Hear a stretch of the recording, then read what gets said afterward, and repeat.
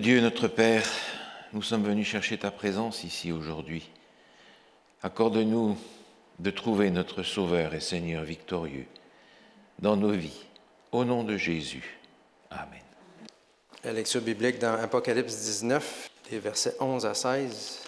« Ensuite, je vis le ciel ouvert, et voici qu'un cheval blanc apparut.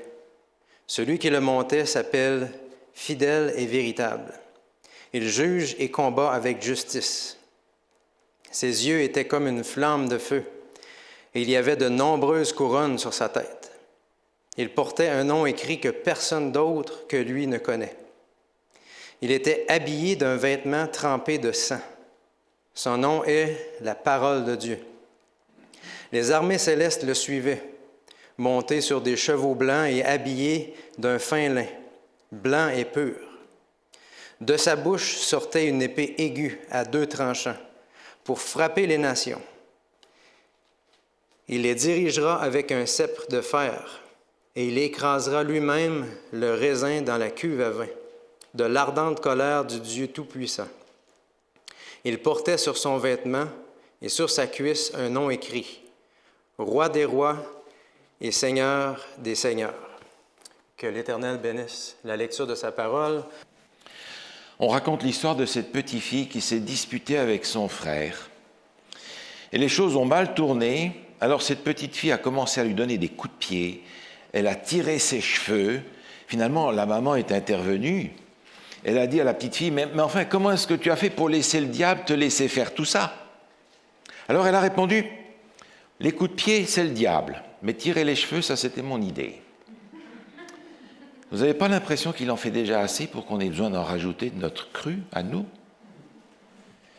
Dans les lettres qu'il a écrites, C.S. Lewis expliquait que par rapport au diable, on commet 2 erreurs. La première, c'est de croire qu'il n'existe pas et de ne même pas y prêter attention. La deuxième, c'est de croire qu'il existe et d'y prêter attention. On va essayer aujourd'hui de ne tomber ni dans une ni dans l'autre de ces erreurs, mais vous savez que si on veut être vainqueur de l'ennemi, il faut savoir à qui on a affaire. Alors on va essayer de voir à qui on a affaire aujourd'hui. Le Nouveau Testament et les Écritures, d'une façon générale, nous présentent l'ennemi de 6 manières différentes. 6 stratégies, 6 approches particulières avec chacune leur nom. Les 6 sont les suivantes. Mammon, le prince de ce monde, le père du mensonge, Satan, le diable, la mort. 6, pas 7, vous comprenez bien. Et chacun de ces noms-là correspond à une stratégie de l'ennemi. Mammon, c'est l'argent. Le prince de ce monde, c'est le pouvoir. Le père du mensonge, c'est le mensonge, bien sûr. Satan, c'est l'accusateur. Le diable, c'est le diviseur. La mort, c'est la destruction. Alors je me pose la question, est-ce que j'ai été mordu par l'une de ces 6 morsures du serpent? Est-ce que j'ai besoin aussi d'être parmi ceux que l'ennemi a libérés de cette possession? Vous vous souvenez, dans les Écritures, il y a 6 exemples de guérison de possession démoniaque. Il y a 7 miracles que Jésus va accomplir le jour du sabbat. Ce n'est pas par hasard.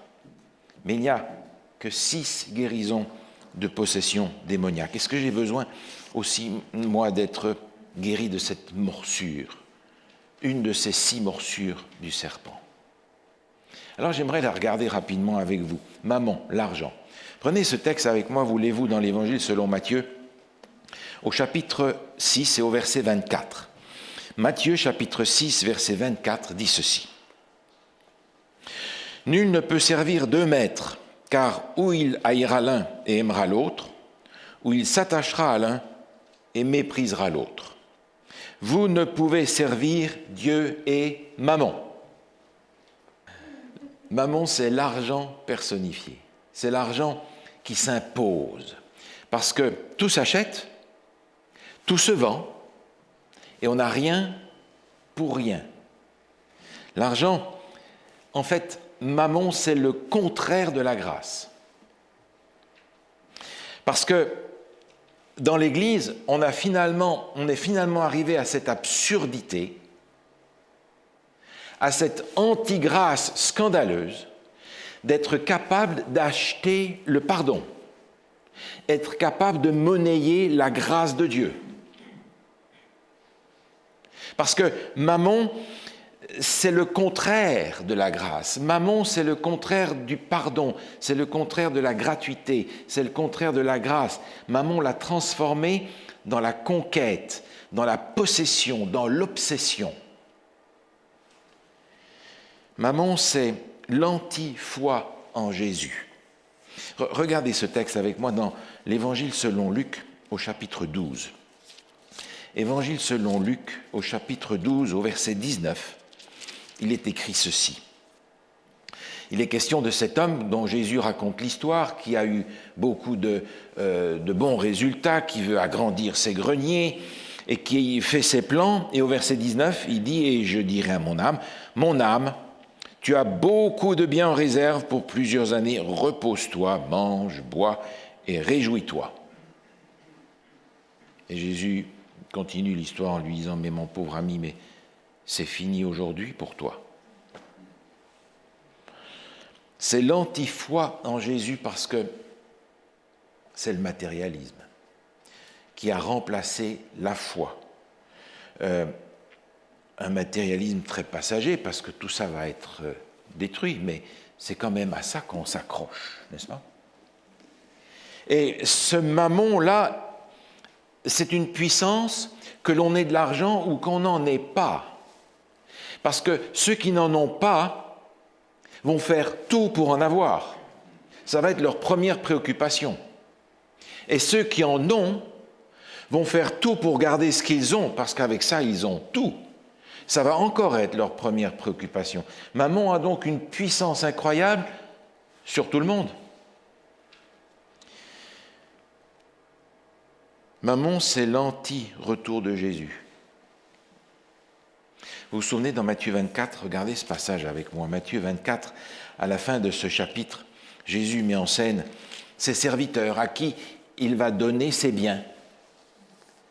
Et puis finalement, au verset 48, il est écrit ceci. Matthieu 24, 48. « Mais si c'est un méchant serviteur qui dit en lui-même « Mon maître tarde à venir », s'il se met à battre ses compagnons, s'il mange et boit avec les ivrognes, le maître de ce serviteur viendra le jour où il ne s'y attend pas, à l'heure qu'il ne connaît pas. Le matérialisme va nous occuper avec tellement d'autres choses que de s'occuper du royaume de Dieu qui vient, écoutez, on n'a pas le temps. Et puis, puisqu'on a tout ce qu'il faut pour s'acheter tout, qu'est-ce qu'on a besoin du paradis? On l'a déjà, pense-t-on. Mammon, c'est l'anti-grâce, c'est l'anti-foi en Jésus, c'est l'anti-retour de Jésus. Mais la bonne nouvelle, c'est que Jésus a la victoire sur Mammon complète. Regardez dans le psaume 24 avec moi. Psaume 24, il est écrit aussi ceci dans les premiers versets. Et vous vous souvenez que ce psaume 24 s'achève par l'entrée triomphale de Jésus dans les parvis célestes. Mais ce texte commence en disant, Matthieu 24, verset 1, « À l'Éternel, la terre est ce qu'elle renferme. Le monde est ceux qui l'habitent. » Jésus a la victoire sur Mammon parce qu'en réalité, il a tout. Il est propriétaire de tout. Et vous savez très bien, pour en avoir fait l'expérience vous-même, qu'il nous le donne quand il sait qu'on en a besoin. Alors, pour nous faire participer à cette victoire sur le matérialisme, le Seigneur nous propose de participer avec lui à cela par quelque chose de très concret, qui s'appelle la dîme. Parce que dans la dîme et dans les offrandes, on reconnaît qu'on n'est pas dépendant de ça, mais on est dépendant de Dieu qui nous le donne. On est dépendant de Dieu qui nous donne la force pour les acquérir et pour les recevoir quand on en a besoin. Dieu est le propriétaire de tout ce qui existe, les choses, et de tous ceux qui sont, les gens, nous compris. Il a la victoire sur Mammon. Le deuxième, c'est le prince de ce monde. Regardez dans l'Évangile selon Jean, au chapitre 14, ce qui est écrit au verset 30. Évangile selon Jean, chapitre 14, le verset 30. Alors que l'ombre de la croix se profile déjà sur le chemin de Jésus, il dit ceci à ses disciples, verset 30. « Je ne parlerai plus guère avec vous, car le prince du monde vient. Il n'a rien en moi. » Le prince du monde. Vous vous souvenez, lorsque les disciples demandent à Jésus « Enseigne-nous à prier », Jésus va leur dire « Voilà, dites ceci, que ton règne vienne. » Mais si Jésus nous enseigne à prier que ton règne vienne, ça veut dire que le Tout-Puissant ne règne pas. Qui c'est qui règne alors? Le prince de ce monde. Mais quand on y pense, le prince de ce monde ne règne que parce qu'on le laisse régner. En fait, il règne au travers de nous, il règne sur nous. Il règne parce qu'on le laisse régner. Alors cette pensée devient très préoccupante parce qu'on se rend compte que le prince de ce monde n'est prince de ce monde que parce qu'on le laisse être prince de ce monde. Où est le Tout-Puissant alors? Qu'est-ce qu'il fait? Pourquoi est-ce qu'on doit prier que ton règne vienne? Alors évidemment, dans cette perspective, cette prière de Jésus prend une dimension particulière, que ton règne vienne. Il a sans aucun doute besoin de venir dans notre cœur avant de pouvoir venir dans le monde. Mais souvenez-vous, les paraboles que Jésus raconte mettent souvent en scène le maître, le roi, qui est parti, qui s'est éloigné, parce que Dieu s'est éloigné à cause du péché, vous comprenez? Pensez à la parabole à laquelle on a fait allusion tout à l'heure, de ces serviteurs qui reçoivent les biens du maître en attendant qu'il revienne et qui disent « le maître tarde à venir ». Le maître est parti, il va revenir. Pensez à cette parabole du fiancé qui va aller chercher son épouse. Mais pendant ce temps-là, les 10 vierges s'endorment parce que le fiancé est parti. Pensez à cette parabole du maître qui part en voyage et qui va remettre ses biens à ses serviteurs, la somme d'argent que la Bible présente comme étant des talents. Et puis, plus tard, il va revenir. Il est parti entre-temps. Et puis, pensez à cette parabole du maître qui va confier sa vigne à des vignerons. Et quand il vient pour en chercher le fruit, alors, ces vignerons qui ont permis au prince de ce monde de régner en eux vont prendre le pouvoir. Ils vont retirer ce pouvoir à celui qui est propriétaire, à celui qui est le maître. Et ils vont tellement s'emparer du pouvoir qu'ils vont tuer l'héritier, tuer le propriétaire, tuer celui qui leur a donné la vigne. Le prince de ce monde, c'est le pouvoir. Et quand le pouvoir entre dans l'Église, c'est la catastrophe. C'est la catastrophe parce qu'on abandonne le service pour prendre le service de soi, l'auto-service. On veut dominer sur l'esprit, sur la conscience des autres. Et quand le pouvoir entre dans l'Église, on veut manipuler. Manipuler pour se sentir bien, pour se sentir fort, pour se sentir capable, pour se sentir compétent, influent, puissant. On ne veut pas être un serviteur, on veut être le maître.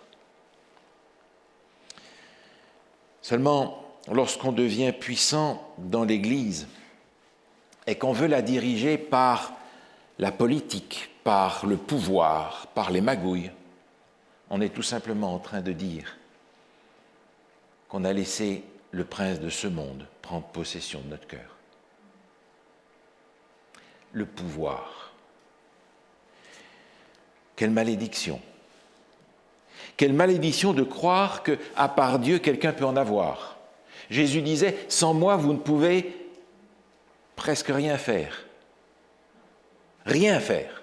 Donc le pouvoir, il est où? Il n'est pas chez nous.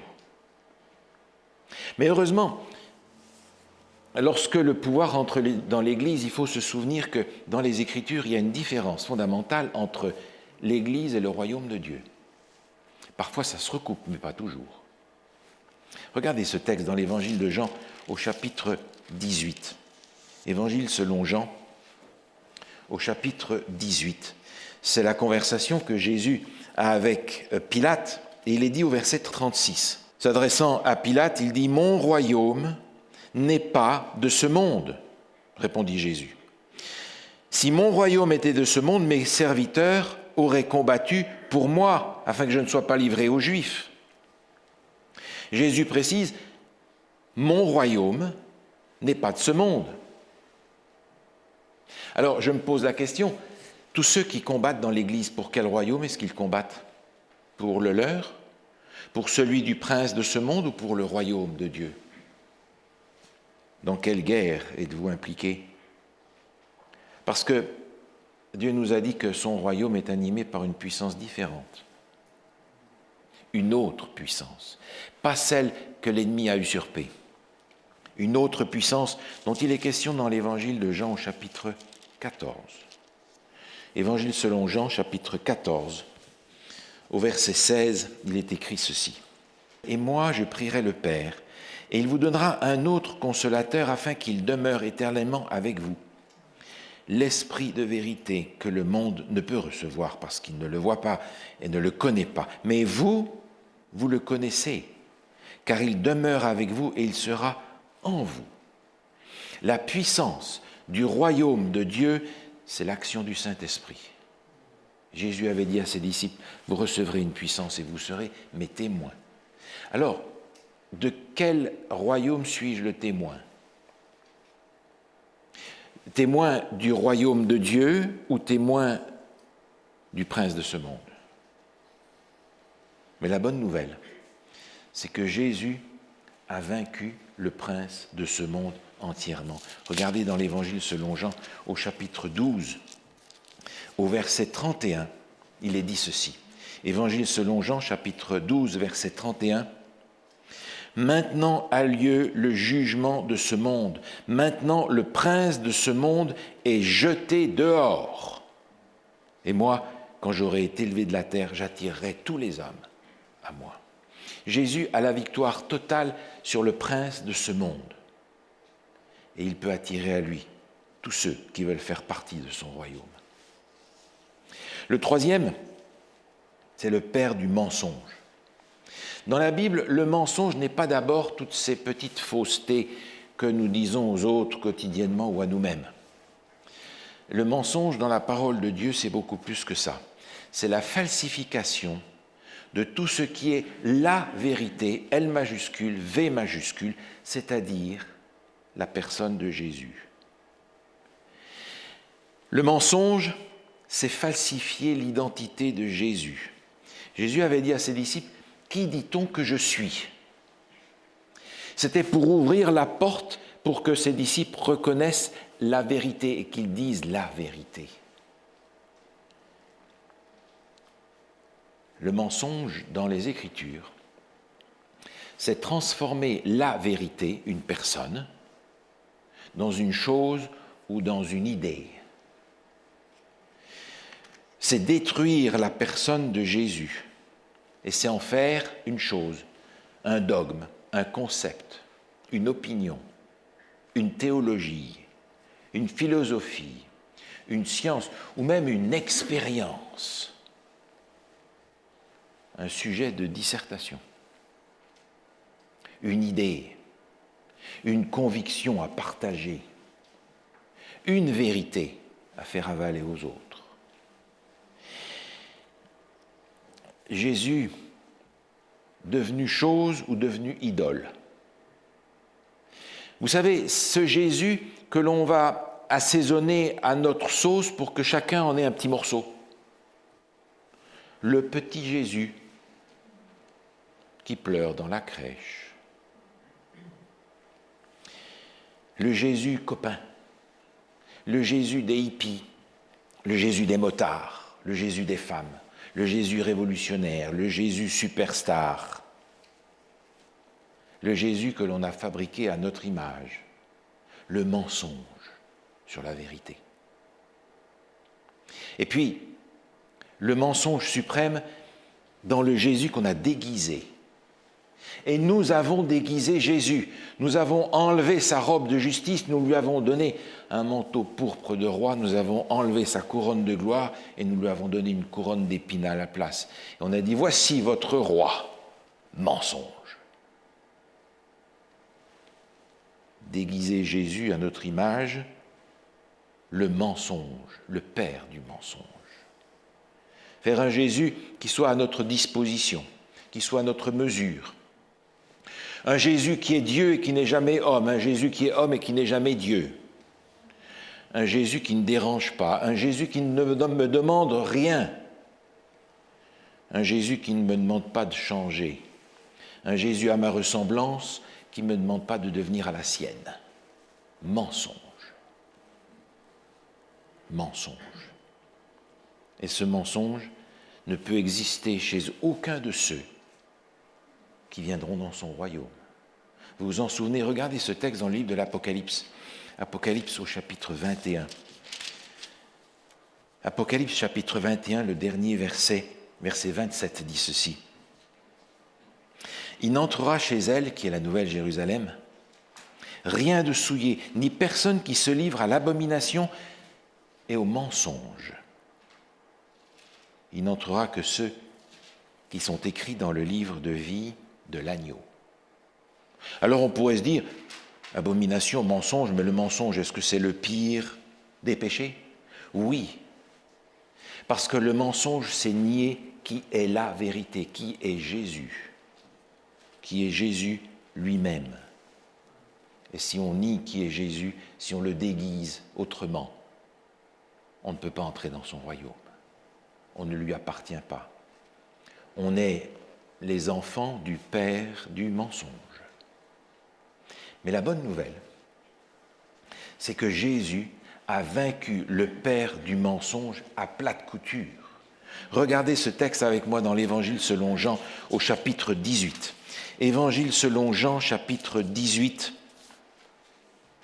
au verset 37, il est dit, Pilate lui dit, « Tu es donc roi ?» Jésus répondit, « Tu l'as dit, je le suis. Je suis né et je suis venu dans le monde pour rendre témoignage à la vérité. » Jésus est la vérité. Il est venu rendre témoignage à la vérité. Et quand nous rendons témoignage à la même vérité, nous participons à la victoire qu'il a gagnée sur le père du mensonge. Le quatrième, c'est l'accusateur. L'accusateur, Satan. Vous connaissez ce texte, revenons, lisons-le ensemble dans le livre de Zacharie au chapitre 3.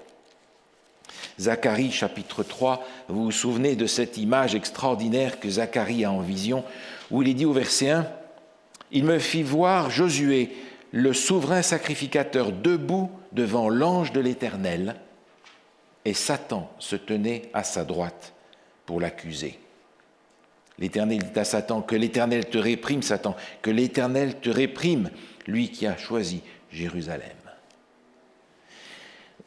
Le Satan, qui n'est pas un nom, qui est d'ailleurs un nom commun, l'accusateur, se tient à sa droite, c'est-à-dire du côté de la justice, pour faire croire que ce qu'il demande, c'est justice, en accusant. Et dans ce texte que j'aime beaucoup, l'Éternel lui ferme la bouche. Tu n'es pas du côté de la justice, même si tu prétends être à notre droite. Il y a quelqu'un d'autre à notre droite, vous comprenez? Alors l'Église se trouve dans une situation délicate. Elle doit souvent marcher sur la corde raide. Parce que d'un côté, l'apôtre Paul, dans la première épître à Timothée, nous dit que l'Église de Dieu est la colonne de la vérité. Elle doit défendre la vérité. Mais d'un autre côté, elle ne peut pas devenir l'accusateur des frères. Elle ne peut pas devenir l'inquisiteur des frères. Alors il va falloir trouver cet équilibre entre la défense de la vérité, la colonne de la vérité, sans être l'inquisiteur des frères. C'est un équilibre difficile, vous savez, et c'est un équilibre que le peuple de Dieu a eu du mal à vivre dans le temps, qu'il a encore du mal à vivre aujourd'hui. Oh, portez-vous avec moi jusque dans l'époque de l'Exode. L'Exode, Dieu, miracle sur miracle, délivre son peuple de l'esclavage. Mais que fait-il ce peuple pendant 40 ans ? Il murmure contre Moïse, il est prêt à le lapider.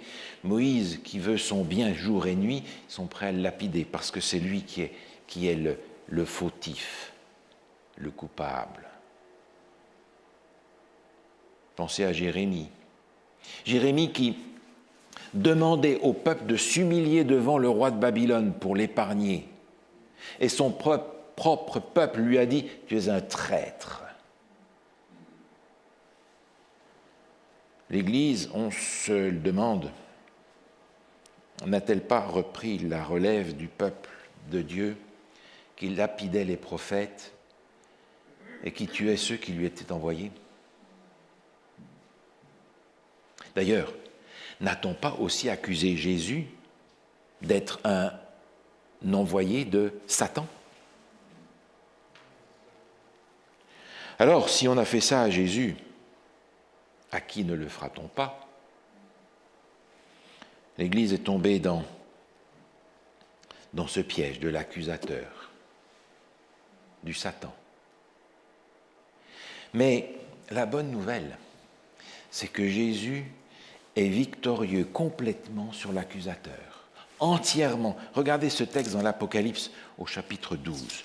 Apocalypse chapitre 12 au verset 10. Apocalypse chapitre 12 verset 10 dit ceci. « Et j'entendis dans le ciel une voix forte qui disait « Maintenant le salut est arrivé, ainsi que la puissance, le règne de notre Dieu et l'autorité de son Christ, car il a été précipité l'accusateur de nos frères, celui qui les accusait devant Dieu jour et nuit. » Jésus est vainqueur du Satan entièrement, complètement, celui qui nous accusait et qui a mis en nous ce venin de l'accusation, de la condamnation. Jésus a fait taire tout ça. Il l'a précipité. Il a autorité sur l'accusateur des frères. Et c'est pour cela que, à notre droite, au lieu d'avoir l'accusateur, il y a l'avocat. Celui qui, dans le nom même, le paraclet, est à côté de nous pour prendre notre défense. C'est lui qui se tient à notre droite, parce qu'il a été vainqueur sur le Satan qui prétendait réclamer justice de chacun d'entre nous. Le cinquième, c'est le diviseur, le diabolos. Éphésiens chapitre 6 nous met en garde, vous vous en souvenez, contre lui. Éphésiens chapitre 6 au verset 11, il est écrit ceci. « Revêtez-vous de toutes les armes de Dieu, afin de pouvoir tenir ferme contre les ruses du diable. » L'apôtre Paul avait écrit à l'église de Corinthe pour leur dire « Mes amis, vous avez laissé le diabolos faire du travail chez vous, parce que les uns crient « Je suis de Paul », l'autre d'Apollos, moi je suis de Jésus, de celui-ci, de celui-là. » Les clans dans l'église finalement. C'est pour ça que l'apôtre Paul a écrit 4 lettres à cette église, pour essayer de leur faire comprendre que on peut être dans l'église et laisser le diable, le diabolos, nous contaminer par son esprit aussi. Et les choses ne sont pas simples, vous comprenez. La réforme, et les réformateurs qui l'ont promue, ont remis en valeur un élément biblique qui avait été complètement mis de côté, c'est le sacerdoce universel des croyants. Tous les croyants ont un rôle de prêtre aux yeux de Dieu, tous ceux qui ont accepté Jésus comme leur sauveur. Mais cette notion a été pervertie finalement avec le temps, au point que n'importe qui dans l'Église peut dire Oh, moi, je n'aime pas celui-ci, je ne suis pas content avec celui-là, je vais faire mon petit groupe à moi. Je vais faire mon église à moi. Ce qui fait que l'église s'est trouvée non pas multipliée, mais divisée. Si quelqu'un dans l'église n'a pas reçu toute l'attention qu'il pensait devoir recevoir, ou qui n'a pas été chargé des postes qu'il voulait avoir, alors à ce moment-là, il va se donner un titre de chef et commencer son petit groupe, sa petite église, ici ou là. Finalement, l'ambition, le pouvoir, l'orgueil va donner cet esprit du diabolos, qui, au lieu de multiplier, va diviser. Diviser dans toutes sortes de groupes, d'idées, de théologie. Et moi, vous savez, j'ai reçu une révélation que vous n'avez pas, donc je connais quelque chose que vous ne connaissez pas. Je vais vous le révéler. Venez avec moi. Et chacun va faire son groupe de petits supporters pour satisfaire l'esprit du diviseur. L'Église n'a pas été immunisée contre le diabolos. Pourtant, la bonne nouvelle, c'est que Jésus a une victoire complète sur le diable. Complète. Regardez dans la première épître de Jean, au chapitre 3 et au verset 8. Première épître de Jean, chapitre 3, le verset 8 dit ceci. Celui qui pratique le péché est du diable, car le diable pêche dès le commencement. Le Fils de Dieu a paru afin de détruire les œuvres du diable. Jésus est victorieux sur le diable. Alors, Jésus voudrait aussi être victorieux sur le diabolos, qui peut être en moi, le diviseur, qui peut ressortir de mon caractère par-ci, par-là. Et puis, le dernier, le sixième, c'est la destruction, la mort. La destruction, la mort, en fait, elle conduit en arrière au chaos primitif, avant l'intervention de Dieu pour créer. La mort, c'est l'anticréation. La mort, c'est la décréation, c'est la destruction. Et vous vous souvenez, la création de Dieu a été faite en 7 jours. Mais la décréation, elle est faite par les 6 stratégies que nous avons vues aujourd'hui.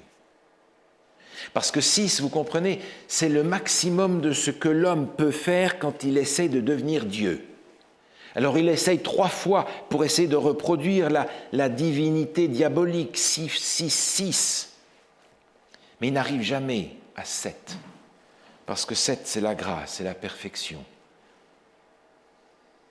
Et pourtant, si le diable détruit en 6 stratégies, le Seigneur lui construit en 7. Et le 7e morceau, c'est le sabbat qu'il nous donne. La preuve, la garantie de sa grâce, la garantie de sa victoire sur l'ennemi dans toutes ses dimensions. Et c'est pour cela que le sabbat, c'est un jour de délivrance, un jour de repos, un jour de grâce, par ce que Jésus a fait. Le repos de nos luttes, le repos de toutes nos luttes contre l'ennemi. Jésus a aussi eu la victoire complète sur la destruction. Dans la deuxième épître de Paul à Timothée, au chapitre 1er, il est écrit ceci. Il est question au verset 9 de la grâce qui nous a été donnée en Jésus-Christ et qui a été manifestée maintenant par la venue de notre Sauveur Jésus-Christ, qui a réduit la mort à l'impuissance et a mis en évidence la vie et l'immortalité par l'Évangile. La venue de Jésus a été la victoire complète et définitive sur la mort, parce qu'il n'a pas pu rester dans le tombeau. Alors le Seigneur nous invite en réalité à participer à cette victoire sur la destruction. Il nous propose de naître de nouveau. Il nous propose la nouvelle naissance. Il nous propose la résurrection en son nom. maintenant, de façon à nous faire échapper à la destruction. Il nous propose sa victoire, il nous la donne, sa victoire, pour nous faire échapper à la destruction.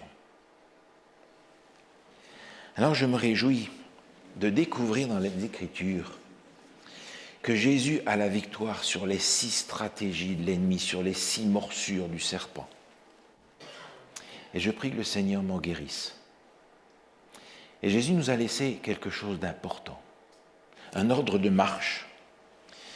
Dans l'évangile de Jean, au chapitre 16 et au verset 33, Jésus dit quelque chose d'essentiel. Je vous ai dit ces choses afin que vous ayez la paix en moi. Vous aurez des tribulations dans le monde, mais prenez courage. J'ai vaincu le monde. Amen. Notre Dieu, notre Père, nous reconnaissons aujourd'hui que nous avons été mordus plus d'une fois par le serpent. Et plus d'une fois, nous avons contribué à son royaume plutôt que de contribuer au tien. Seigneur, aujourd'hui, accorde-nous de recevoir toutes les victoires que Jésus a remportées sur l'ennemi. Donne-nous la grâce de pouvoir recevoir ces victoires et de te voir être en nous, présent, victorieux, jusqu'au dernier jour. Et que de cette manière, nous soyons aussi des témoins de la vérité en Jésus-Christ. C'est ce que nous te demandons en son nom. Amen.